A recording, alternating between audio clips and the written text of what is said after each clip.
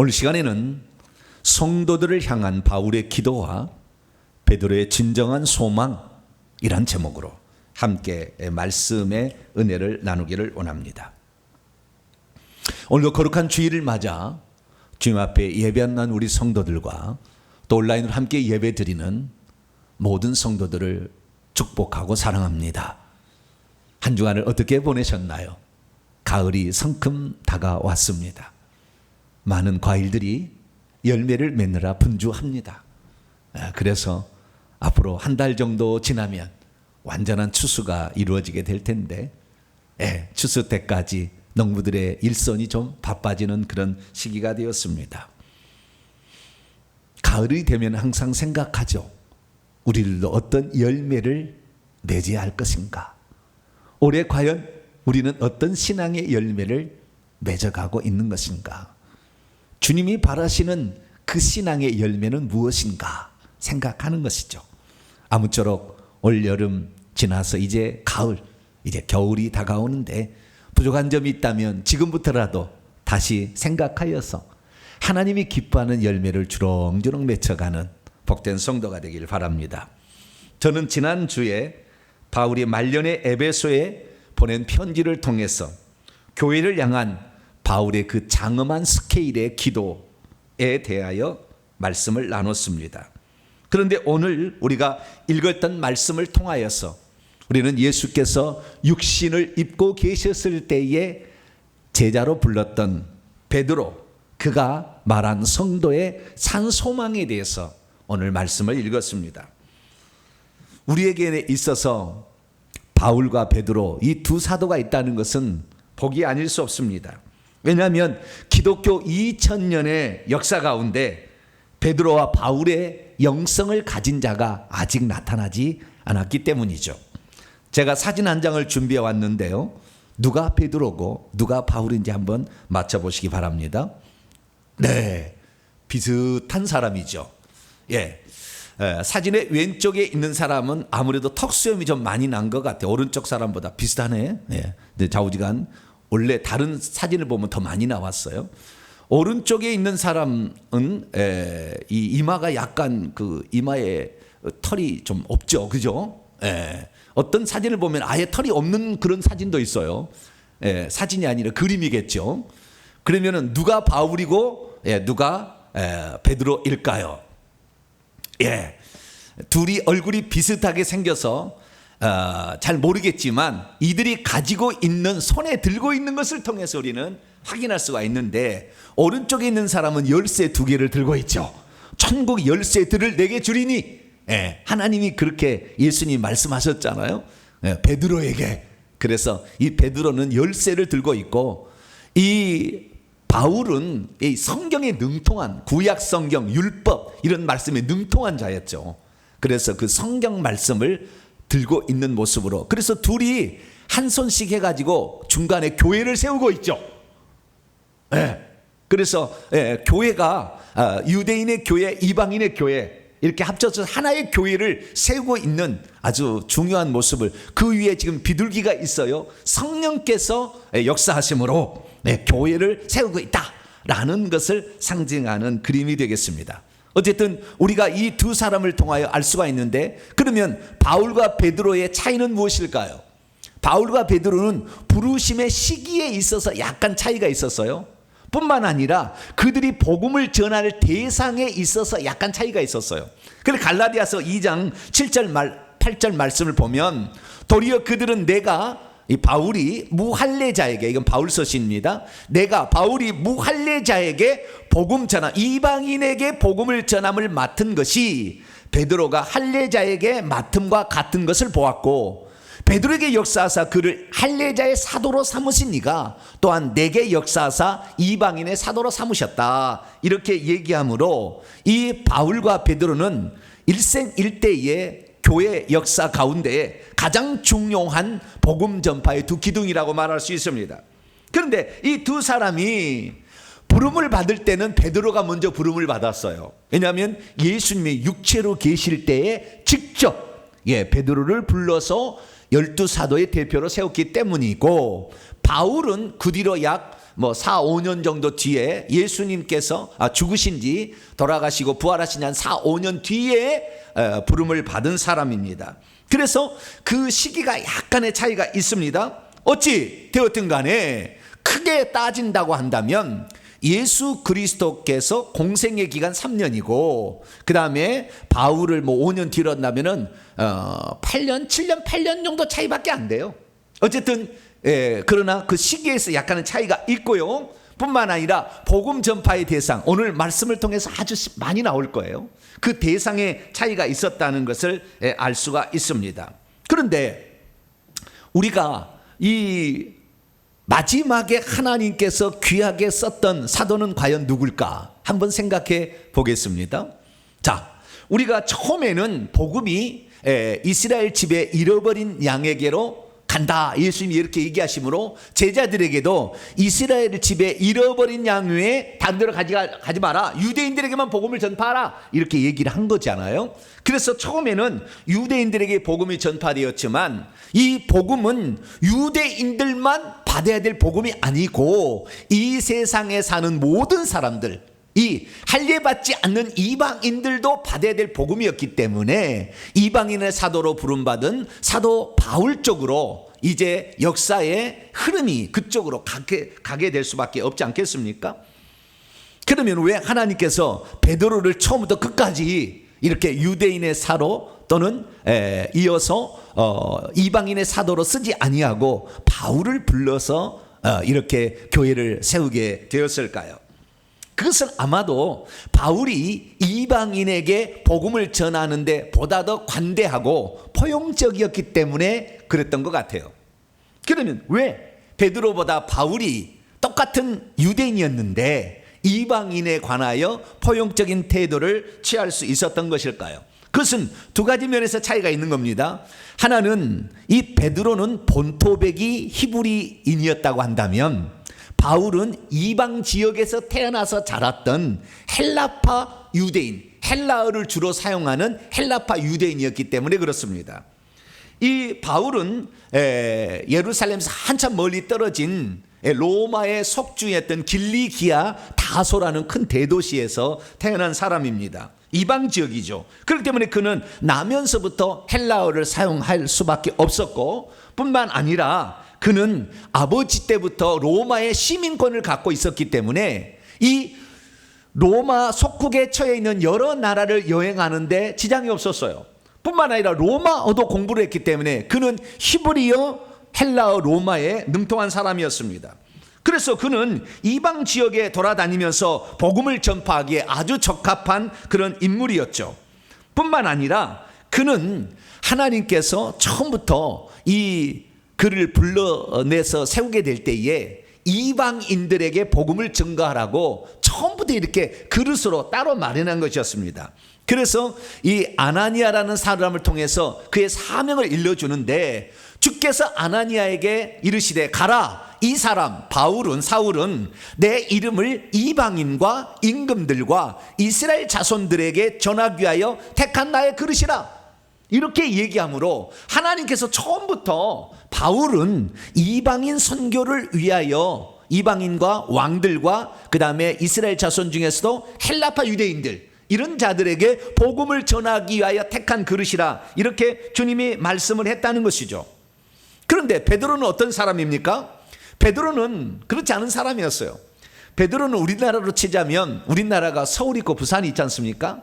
옛날에는 이렇게 서울특별시, 부산 직할시 이런 식으로 했지 않습니까? 그러듯이 이스라엘 나라도 예루살렘 있고 갈릴리가 있는 거예요. 갈릴리 가버나움이 있는 거예요. 그것이 서울하고 부산과 비슷한 경우입니다. 그런데 그 가버나움 근방에 있는 베세다에서 태어나서 어릴 때부터 가버나움 해당에 가서 율법 교육을 받고 어릴 때부터 신앙이 투철한 사람으로 베드로는 살아왔어요. 그러니까 베드로는 처음부터 아람어, 히브리어를 이렇게 사용한 사람이고 어릴 때부터 회당 교육을 받아서 율법을 잘 지켜왔기 때문에 의식법들에 대해서 아주 철저하게 지킵니다. 안식일을 철저하게 지키고 정결법, 이방인과 교제하지 아니하고 음식법, 먹어야 될 것 먹지 않을 것 정확히 가려서 하나도 흐트름 없이 그것을 잘 지켜온 그런 사람이었죠. 그래서 그는 특별히 정결법에 아주 민감했기 때문에 이방인 집에 들어가지도 않았고 이방인과 함께 식사도 안 했습니다. 그 정도로 철저하게 율법의 의식법들을 지키며 살았던 것이 베드로였죠. 그런데 예수님께서 그를 불러냈죠. 그를 불러낸 것은 뭐냐면 그로 하여금 먼저 복음의 문이 유대인들에게 열려지길. 왜? 아브라함에게 약속을 했잖아요. 자나 만민이 복을 받는데 그러나 아브라함의 할례를 받은 그 민족부터 시작을 해야죠. 그렇기 때문에 이 할례 받고 난지 8일 때부터 할례를 받았던 베드로를 통하여서 이 사람으로 하여금 복음이 맨 처음에 전파되어서 교회를 세우기를 바랬던 것입니다. 그래서 베드로가 예수님에 대한 온전한 신앙 고백, 주는 그리스도시요 살아계신 하나님의 아들이다 신앙 고백을 했을 때 주님께서 베드로에게 말합니다. 너는 베드로라, 새로운 이름을 지어주셨죠. 너는 반석이라. 그런데 이 반석 위에 이 똑같은 단어가 아닙니다. 베드로라는 말은 남성 명사로 페트로스라는 말이고 이 반석 위에 내 교회를 세운다 할 때 그 반석은 페트라 여성 명사예요. 다른 겁니다. 어떤 것은 천주교는 이걸 갖게 해석이 해서 베드로 위에 교황을 그 교회를 세우기 위해서 베드로가 초대 교황이다 이런 엉뚱한 것을 거짓말을 만들어내서 지금까지 이것을 교리로 선포하고 있지만 우리는 성경대로 믿습니다. 너는 베드로라, 너에게 새로운 이름을 준다. 이 반석, 네가 주님은 그리스도의 살아계신 하나님 아들이라는 이 고백 위에 내 교회를 장차 건축하게 될 것이다.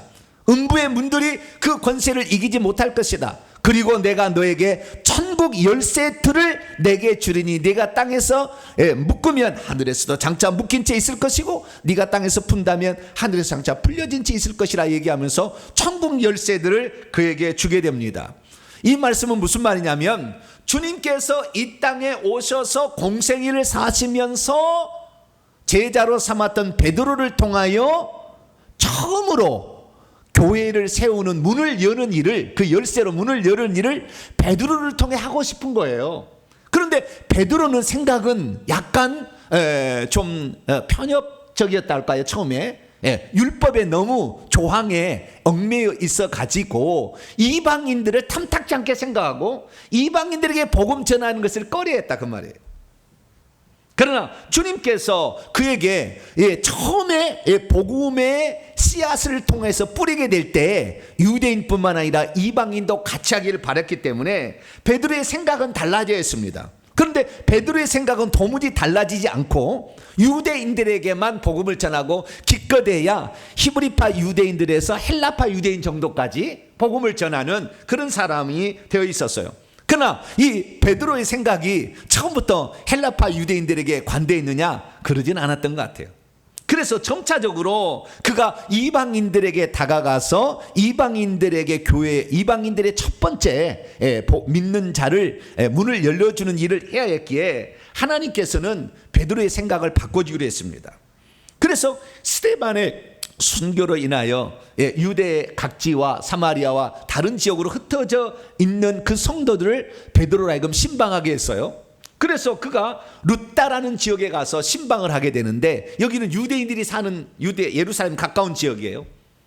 그런데 그 루따에 애니아라는 사람이 중풍병으로 8년간 누워 있었어요. 근데 그 애니아라는 사람이 헬라식의 이름을 가지고 있는 사람이었다고요. 그러니까 약간 이방인 쪽에 문을 약간 먹은 사람이었다는 거예요. 그 사람을 이렇게 치유하게 한 거예요. 신방하다가 이렇게 되는 겁니다. 그러다가 이 요바에서 온 사람들이 죽은 다비다라는 여 제자를 살려달라고 베드로를 초청합니다. 그래서 루따에서 이 해안가, 오늘날 테라비브라 일컬어지는 요바에서 사람을 보냈는데 거기가 한 16에서 18km 정도 떨어진 것이거든요. 그런데 거기에서 사람이 와서 가는데 죽은 사람을 살려달라고 초청을 하게 된 거예요. 그런데 신방하기 위해서 베드로는 가는데 안 갈 수가 없잖아요. 나는 어릴 때부터 율법을 지켜서 시체를 만지면 7일 동안 부정하기 때문에 난 안 가. 그렇게 말할 수는 없잖아요. 예수님도 병든 자를 고치고 죽은 자를 살렸기 때문에 예수님의 제자가 된다고 한다면 안 갈 수가 없었어요. 그래서 가서 결국에 그 다비다라는 그 여자를 살려내는데 이 다비다는 헬라인들에게도 아주 자비를 많이 베푼 사람이었어요. 그래서 구제를 많이 해가지고 과부들의 옷을 지어서 입히었는데 유대인이나 헬라인이나 관계없이 이렇게 선행을 베풀어서 유명한 사람이었기 때문에 헬라인은 그를 도르가라고 불렀어요. 가젤 영향입니다. 가젤 그렇게 예쁜 사람이라 이렇게 말을 할 정도로. 그래서 이 죽은 시체를 옛날에 안 갔을 텐데 죽은 시체를 만지러 가는 일을 이 베드로가 점차 하게 되고, 그리고 그 요바에 갔을 때 자기 집에 초청해서 묵으시라고 초청한 사람, 주님이 그러셨잖아요. 네가 전도하러 갔을 때 어느 집에 머무르거든 그 사람에게 집에 머물러라. 그런데 그 집에 못 오게 하면 먼지까지 털어버려 가라 그랬지 않습니까? 그래서 초청한 집에 갈 수밖에 없었는데 초청해서 간 집에 가보니까 무두장이 시몬의 집이었어요. 시몬은 자기와 똑같은 유대인이었지만 헬라파 유대인이었기 때문에 죽은 짐승의 사체, 죽음을 만지는, 그래서 이 가죽 공이었던, 피역공이었던 그 집에 머무를 수밖에 없었어요. 옛날 같으면 택도 없는 이야기죠. 나는 저런 집에 부정해서 못 갑니다 이렇게 했을 텐데 점차 가게 되고, 그리고 그 집에 머물러 있을 때 환상을 보게 됩니다. 기도하다가 하늘에서 보자기 같은 환상이 나오는데 보자기 안에 부정한 짐승들이 가득 담겨 있는데 잡아먹어라 이런 음성이 3번을 들리게 됩니다. 아유 주님, 나는 어렸을 때부터 음식을 철저히 가려 먹었기 때문에 저런 부정한 짐승은 먹을 수가 없습니다. 그런데 내가 깨끗하게 한 것을 왜 더럽다고 하느냐, 그 한마디에 베드로가 깨닫게 돼요. 아, 이거 하나님의 뜻이 있구나. 그래서 그가 이방인의 집인 가이사라의 고넬료의 집에 들어가서 복음을 전파하게 되고 그 집에서 식사를 합니다. 엄청난 변화인 거죠. 엄청난 변화인 거예요. 그 일이 혹시 예루살렘에 있는 다른 사도들의 비난받을까 봐 가서는 자세히 설명을 해주는 거예요. 이것은 하나님께서 하신 일이다 이렇게 얘기하면, 그러면서 이 베드로의 생각이 점차적으로 달라지게 된 것입니다. 그래서 우리는 이 베드로가 바로 어떠한 사람이었는가를 알 수가 있는데요, 그렇지만 그의 생각 속에서 완전히 이방인들에 대해서 또는 헬라파 유대인들에 대해서 좋은 감정을 가지고 있지는 않았던 것 같아요. 그래서 이 어느 날 이 바울이 목회하고 있었던 안디옥에 베드로가 방문했다가 거기에서 이방인과 식사를 하고 있어. 이방인 교회니까 식사를 하고 있었는데 예루살렘에서 예수님의 친동성 히브리파의 거목이라 일컬어지는 야고보가 보낸 사람이 온다고 하니까 슬그머니 자리를 피해버린 거예요. 식사 안 한다 나는 이런 식으로 피해버린 거예요. 그러자 바울이 그 얼굴 앞에서 엄히 책망을 합니다. 사람이 의롭게 되는 것은 율법의 의식법을 행위를 지켜서 되는 것이 아니라 예수 그리스도를 믿어서 되는 것이거늘 당신은 복음을 전파하는 사도로서 어찌 그런 행동을 합니까?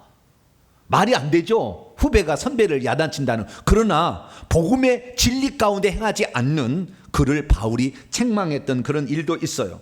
그러면 바울이 이제 그 일이 있고 나서 바울은 선교를 통해서 로마의 선교를 1, 2, 3차 소아시아와 그 그리스 헬라 지역을 복음을 전하게 되고 나중에 로마까지 복음을 전하게 되는데, 이제 둘 다 그 사역을 다 마치게 되고 말년이 될 무렵에 베드로는 과연 어떤 생각으로 달라져 있었을까요? 바울은 이제 이방인 선교를 계속했기 때문에 해나가는 거지만 베드로의 생각은 어떻게 달라져 있었을까요? 오늘 베드로 전서는 베드로가 죽기 1년 6개월에서 2년 전에 쓴 유언과도 같은 편지예요. 그러니까 베드로가 이 죽기 1년 전에 어디에서? 로마에서, 바벨론에 있는 교회, 그러니까 로마에서 이 편지를 쓰게 된 것인데 죽기 일보 직전에 그의 생각은 어떻게 달라져 있었을까요? 그리고 바울이 복음을 전했던 그 복음과 베드로가 전했던 복음은 어떻게 달라져 있었던 것일까요?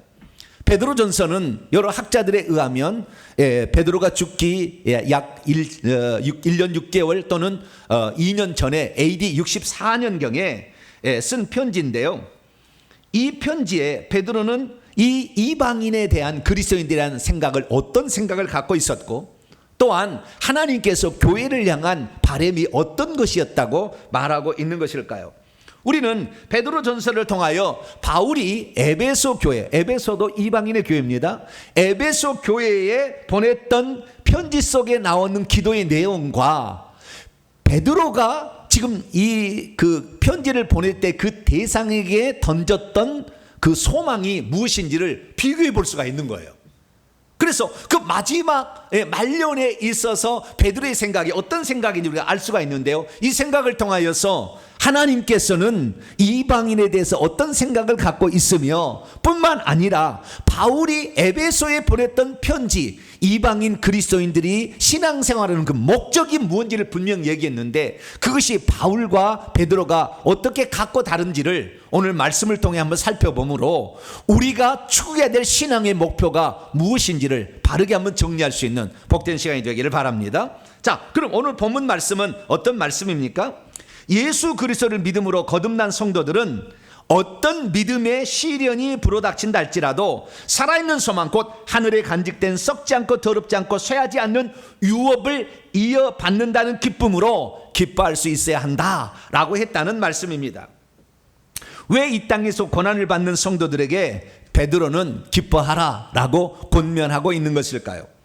대체 하늘에 간직된 산 소망이 무엇이길래 베드로는 이 소망을 가지고 기뻐하라 이렇게 말했던 것일까요? 주님이 오시는 날 어떤 것들이 성도들에게 주어지길래 베드로는 고난받는 그 수신자들에게 기뻐하라 라는 말을 했던 것일까요? 오늘 말씀은 주의하시다시피 AD 64년경 베드로가 죽기 얼마 전에 로마에서 흩어진 나그네들 성도들에게 보낸 편지입니다. 우리는 이 편지를 통하여 그의 복음 전파관을 살펴볼 수가 있는데요. 그가 이방인에 대해서는 어떤 생각을 가지고 있었으며 그가 전하였던 복음 전파의 내용이 무엇이었는지를 우리는 알아볼 수가 있게 되는 것이죠. 1절 말씀에 의하면 이 예수 그리스도의 사도 베드로가 누구누구에게 편지한다 이렇게 말하는데, 베드로는 본도, 갈라디아, 갑바도기아, 아시아, 비두니아에게 흩어진 나그네들에게 편지한다 이렇게 말하고 있습니다. 자, 그러면 이 흩어진 나그네들이라고 되었던 이 사람들은 대체 누구를 가리키는 것일까요? 우리는 베드로가 끝까지 유대인들에게만 복음을 전했을까? 그가 나이가 이제 많이 들어서 그가 제가 생각했을 때는 AD 64년이니까 예수님보다는 한 10살 정도 많았을 거라고 추정이 되는데, 그렇게 된다고 한다면 그의 나이가 74세 정도 된 거 아니에요? 나이가 많이 든 거 아닙니까? 그 정도 된다고 한다면 이때 베드로의 생각이 어떻게 달라졌는지를 본문을 통해 알 수가 있는 거예요. 그러면 이 흩어진 나그네라고 얘기하는 이 사람들은 대체 유대인이었다가 그리스도인이 된 사람일까요? 이방인이었다가 그리스도인이 된 사람이었을까요? 우리는 이 편지 속에 여러 정황들을 발견할 수가 있는데요. 베드로전서 1장 18절 말씀을 보면 이 수신자가 이방인 그리스도인인지 유대인 그리스도인인지 확인할 수가 있는데, 너희가 알거니와 너희 조상이 물려준 헛된 행실에서 대속함을 받은 것은 은과 금같이 없어질 것으로 된 것이 아니라 어린 양의 보배로 피로 된 거라고 하는데, 너희 조상이 물려준 헛된 행실, 이거 보면 상당히 그 조상들이 하나님 아닌 것을 추구했던 것을 말하고 있는 거니까 이방인이다라는 암시를 받을 수가 있습니다. 뿐만 아니라 베드로전서 2장 10절 말씀 보면 너희가 전에는 백성이 아니더니, 하나님의 백성이 아니더니 이제는 하나님의 백성이 되었다 이렇게 얘기한 거 보면 확실히 여기는 이방인일 가능성이 매우 높아 보는, 물론 유대인들 거기에 포함되어 있겠지만 지금 수신자로 지금 얘기하는 사람들이 이방인일 것이라는 것을 암시를 할 수가 있어요. 뿐만 아니라 베드로전서 4장 3절을 말씀 보면 너희가 이 수신자인 너희가 음란과 정욕과 술취함과 방탕과 향락과 무법한 우상 숭배를 하여 이방인의 뜻을 따라 행한 것은 지나간 때로 조카도다. 옛날부터 뭐때요? 이 우상 숭배를 하고 그때 이방 신전에 우상 제물을 바치고 그 음식을 먹고 술 취하고 음란한 짓을 해왔다 이거. 그러니까 여기 이 수신자들은 전부 어떤 사람들이에요? 이방일 가능성이 매우 높다는 거예요. 그냥 흩어졌다는 말이 아주 중요한 것인데, 지금 바울이 로마에서 편지를 쓰는데 로마에 있다가 흩어진 거예요. 어디로? 1절 보니까 본도, 갈라디아, 갑바도니아, 아시아, 비두니아 이런 그 소아시아의 북쪽에 해당되는 이 지역으로 흩어진 그 사람들인 거. 그러니까 로마에 원래 있던 사람들이었는데 핍박과 환난을 피해서 흩어져 있는 그 사람들을 위해서 쓰고 있다라는 걸 보면은 그의 마지막 유언과 같은 편지는 유대인들을 향해 쓴 것이 아니라 어떻게 해요? 이방인을 향하여 쓰고 있다. 그래서 이제는 이방인도 똑같이 믿음의 형제로 받아들이고 있어서 그의 생각이 달라지고 있다는 것을 우리는 알 수가 있습니다. 그래서 우리는 이 베드로 전서가 어떤 이 편지냐? 베드로 전서는 로마에 있다가 예수를 믿은 뭐 유대인일 수도 있겠지만 소수는 이방인들이 로마인들이 핍박을 피해서 예수 믿는 것 때문에 핍박을 피해서 자기의 고향이든 어딘지 이렇게 도망을 쳐서 멀리 이제 흩어지게 되었던 사람들에게 그들이 그곳에 흩어져 있지만 그곳에 살면서도 많은 고난을 받고 있는 그들에게 위로와 격려의 편지를 보냈다라는 사실을 알 수가 있는 것이죠. 그래서 베드로전서를 오늘 집에 가서 읽어보세요. 읽어보면 고난이란 말이 엄청 많이 나와요. 고난을 엄청 많이 받고 있는 거예요. 그래서 이 고난이란 말이 베드로 전서를 제외하고는 베드로 전후서가 절반 정도 단어가 있어요. 고난이란 단어가. 그 정도로 많이 이 고난을 많이 겪고 있는 그들에게 격려하는 편지를 보내고 있다는 것을 알 수가 있어요. 그러면 그들에게 어떤 권면의 말씀을 던졌을까요? 그 말씀을 오늘 1장 3절부터 5절까지 말씀이 나와 있는데요. 제가 헬라어로 직역을 한번 해보도록 하겠습니다. 우리 주 예수 그리스도의 아버지자 하나님은 찬송을 받으실 분이로다. 그분은 그분의 많으신 긍휼을 따라 죽은 자로부터 그리스도의 부활을 통하여 우리를 거듭나게 하신 후에, 여기 우리라고 얘기했을 때 이 베드로를 포함한 그 수신자, 그 합치 우리지 않았습니까? 그래서 이방인이든 유대인이든 상관없이 모든 사람들이 그리스도 예수의 부활을 믿고 그분의 죽음과 부활을 믿고 이제 하나님 자녀가 되면 동일한 형제라는 생각으로 이미 바뀌어져 있었다. 이것을 확인할 수가 있겠죠. 부활을 통하여 우리를 거듭나게 하신 후에 살아있는 소망 안으로 우리를 불렀다는 거예요. 그게 뭐냐? 4절 말씀 보니까 불멸하고 썩 없어지지 않고 더럽혀지지 않고 쇠약해지지 않는 시들어 버리지 않는 상속을 우리에게 주셨다라는 겁니다. 그래서 당신들 안으로, 그 지금 수신자들 안으로 하늘들 안에 보존되어 있는 그 상속이 있다는 겁니다. 그래서 너희는 말세 마지막 때 안에서 드러나도록 준비되어 있는 구원 안으로 믿음을 통해 하나님의 능력 안에서 지금 보존되고 있다라고 말하고 있는 것입니다.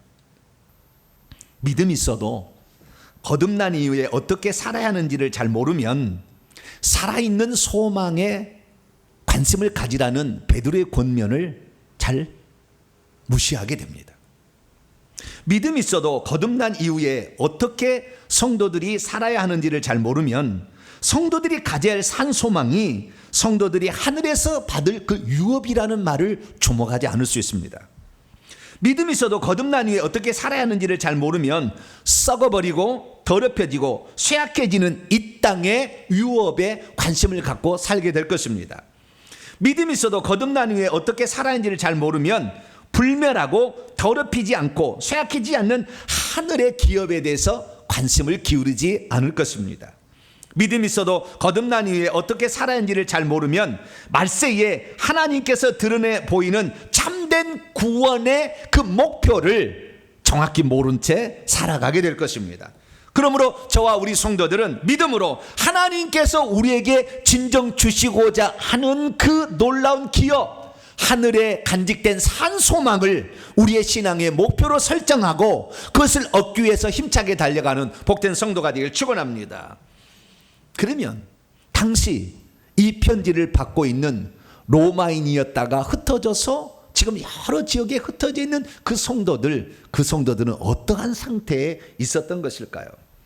우리는 그 성도들을 알 수가 있는데요, 그 성도들은 이 로마 사람들이라고 추정이 되기 때문에, 또는 그 로마에 와서 살다가 갔던 사람들이라 추정이 되기 때문에 이들은 로마 신화, 그래서 그 다실론을 섬기는 뿐만 아니라 황제 숭배를 해야 되는, 그래서 흉상을 만들어 놓고 거기다가 절을 하고 숭배하는 이런 일을 감당했던 자였으나 복음을 듣고 우상 숭배가 잘못됐다는 걸 알고 그걸 거절한 거 아니겠습니까? 황제 숭배 안 하는 거 아니에요?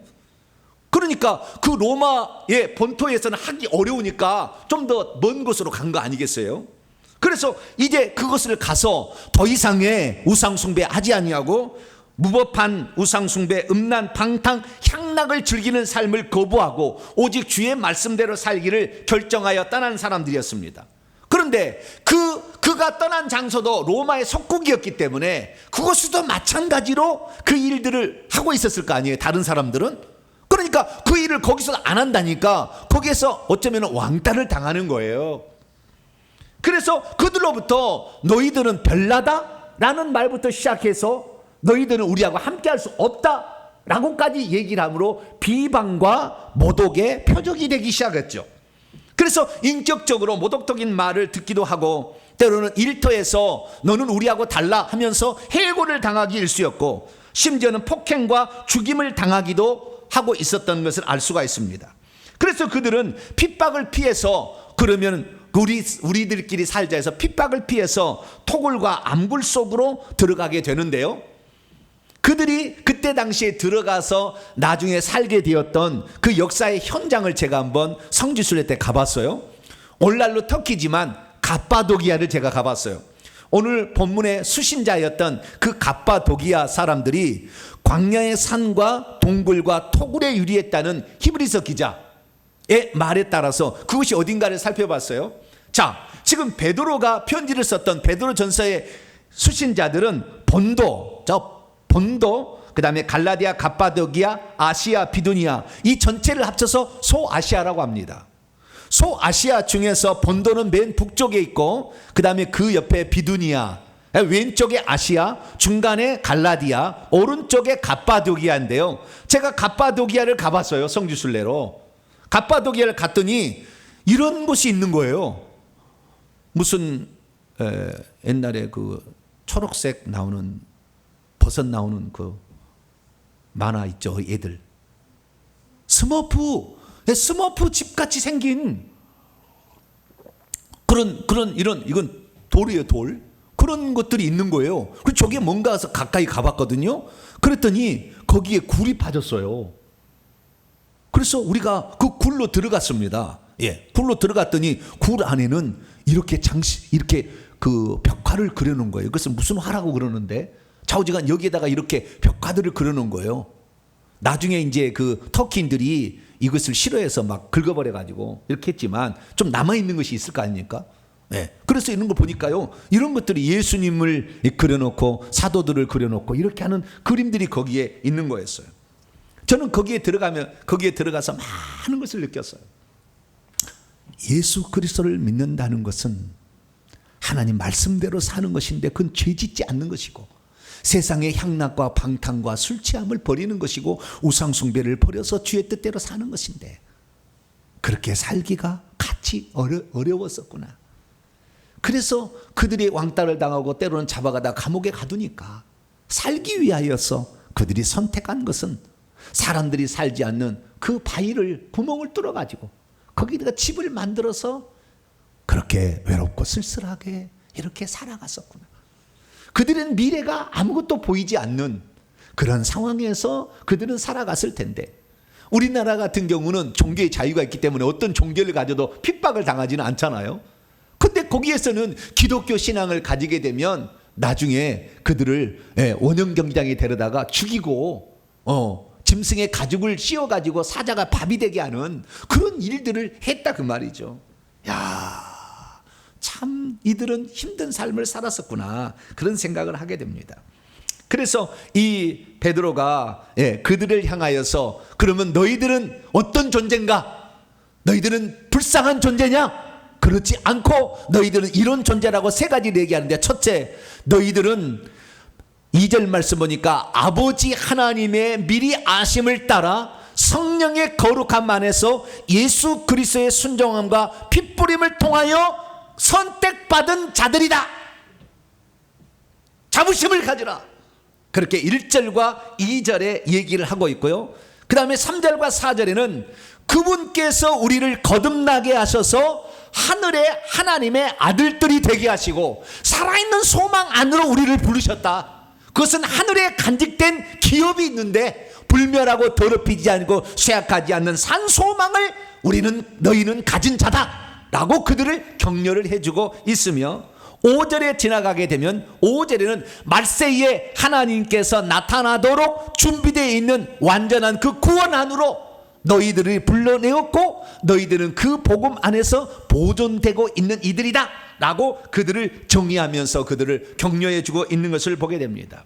그래서 우리는 이 베드로를 통하여서 우리가 세상 속에서 믿음대로 살면 때로는 우리가 조롱을 당하고 멸시를 당한다 할지라도 절대 그것에 대해서 우리 스스로가 자괴감을 갖지 말고 우리는 선택받은 자요.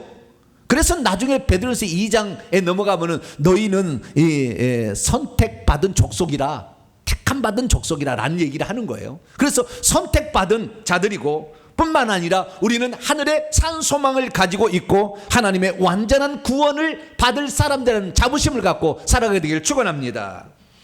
그러면 베드로가 우리가 가져야 될 살아있는 소망, 산 소망은 대체 무엇일까요? 우리는 지난 시간에 바울의 기도를 통하여서 바울이 우리 신앙인들이 궁극적으로 추구해야 될 신앙의 목표가 뭔지를 들어봤어요. 그것은 우리의 마음의 눈이 밝아짐으로 말미암아 그 부르심의 소망이 무엇이며 그분의 성도 안에서 그분의 기업의 영광의 풍성함이 무엇이고 그분이 우리에게 주시는 그 능력이 지극히 크다는 것이 얼마나 하는 것인지를 알도록 하기 위함이다라는 얘기를 통하여서 우리 성도들이 받아야 될 게 뭐냐면 하늘에서 우리를 부르실 때 어떤 자로 불렀다는, 하나님의 아들로 부르시고 하나님의 상속자로 부르셨다는 것을 들었고, 뿐만 아니라 그 부르심의 그 목적은 하늘의 유업을 우리에게 물려주고자 함인데 그 유업이 풍성하다는 거였어요. 뿐만 아니라 우리들이 세상 속에서 악한 영들과 싸워 승리할 수 있는 능력이 지극히 크심을 그는 말해주고 있는데, 그러면 이 바울이 에베소 교회에게 말했던 성도들의 궁극적인 목표와 베드로가 흩어진 나그네들에게 말했던 산소망은 어떤 차이가 있고 또는 어떤 공통점이 있는 것일까요?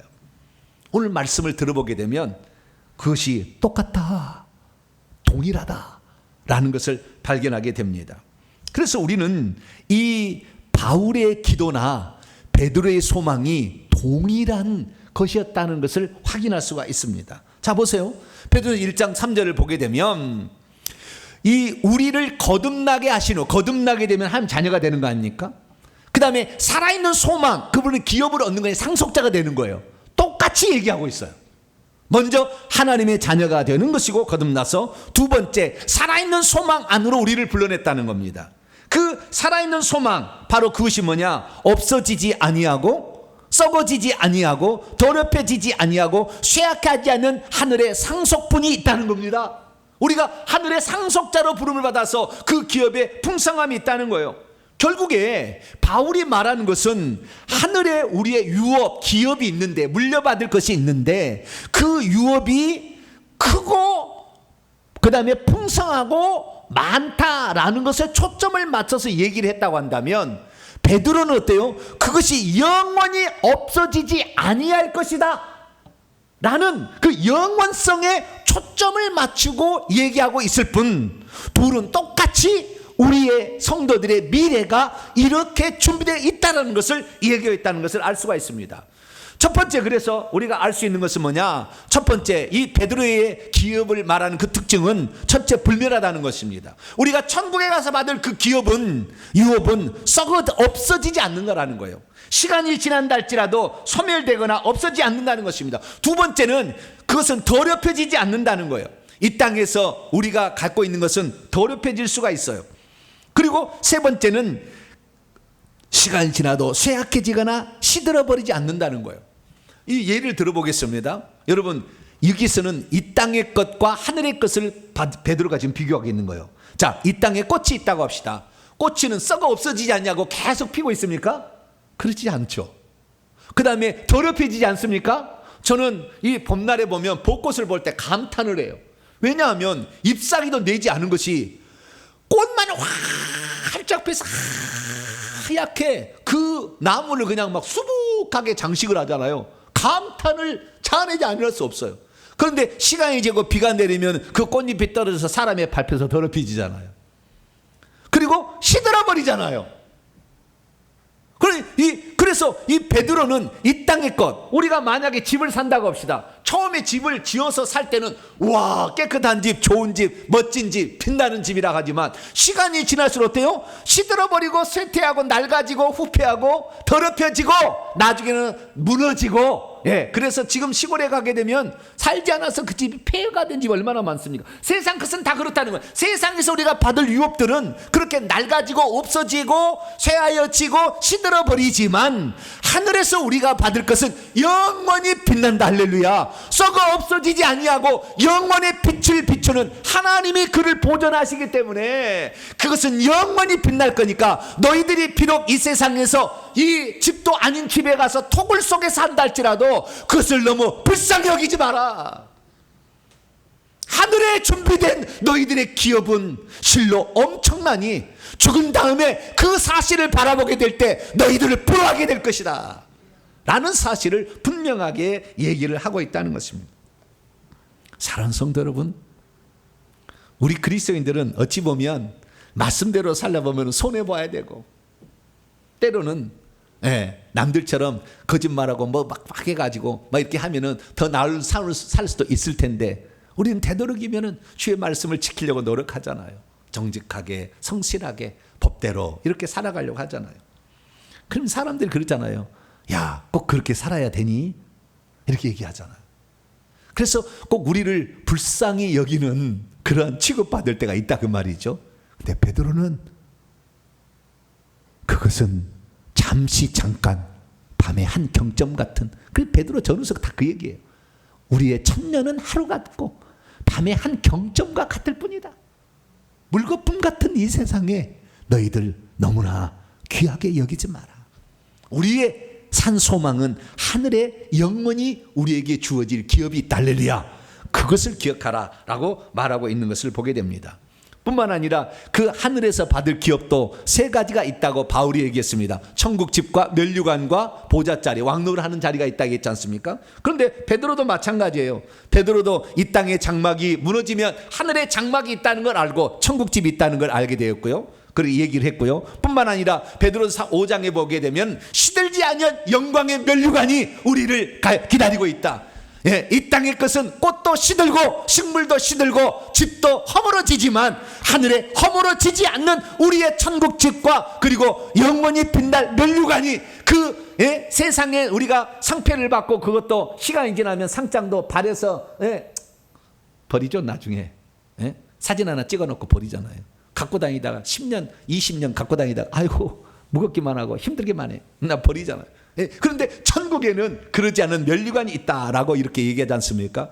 뿐만 아니라 이 왕노를 할 수 있는 천국에 가면 우리가 왕같은 제사장들이 되어서 거룩한 왕국에 동참할 것이라는, 너희들은 택하신 족속으로서 그런 자들이라는 것을 베드로가 이 베드로전서에 얘기하고 있지 않습니까? 그렇습니다.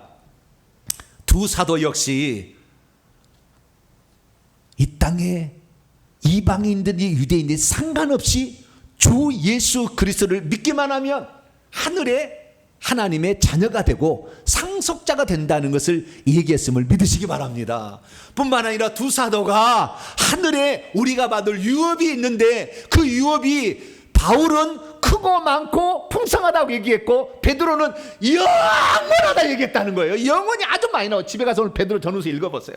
그것이 우리에게 영원히 우리를 위하여 기다리고 있으니 세상에서 비록 좋은 집에 못 살고 혹시 토굴과 암굴에 살아서 너희들의 삶이 어쩌면은 초라하기 그지 없다고 말할 수 있겠지만 그것이 전부가 아니다 라는 사실을 얘기하면서 그들을 격려하며 그리스도를 위해서 고난받는 것은 너희들이 기뻐할 일이다. 할렐루야.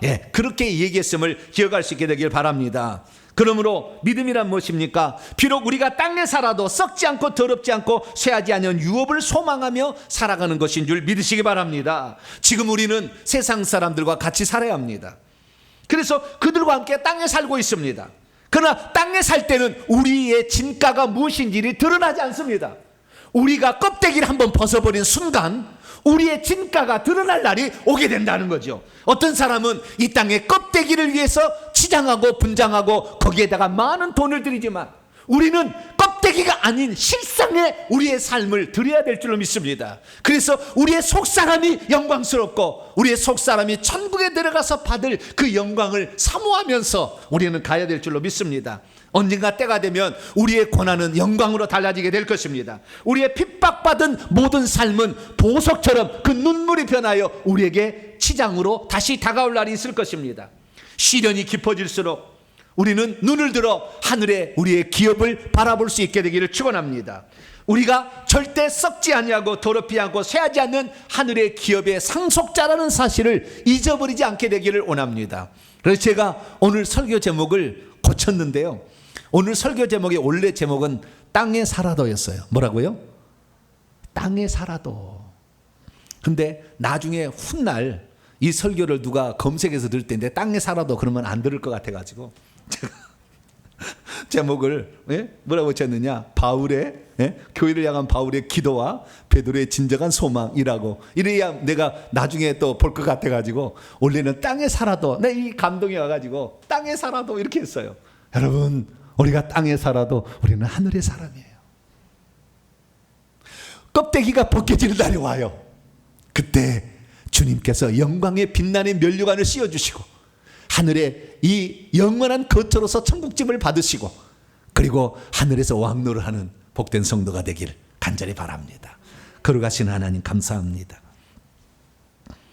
베드로는 복음을 믿고 예수님을 믿었더니 세상 사람처럼 죄짓고 살아서는 안 된다는 걸 알고 그들과 함께 어울리지 않았더니 그들의 왕따를 당하고 고통받는 그들을 향하여 너희들은 하늘에 산 소망을 가진 자다 말해 주었습니다. 주여, 우리들도 이 소망을 가지고 끝까지 믿음 잘 지키고 세상 속에서 진짜가 무엇인지를 알고 진짜를 위해서 우리의 삶을 엮어가는 복된 성도가 되게 해 주옵소서. 우리 주 예수 그리스도의 이름으로 기도하옵나이다. 아멘.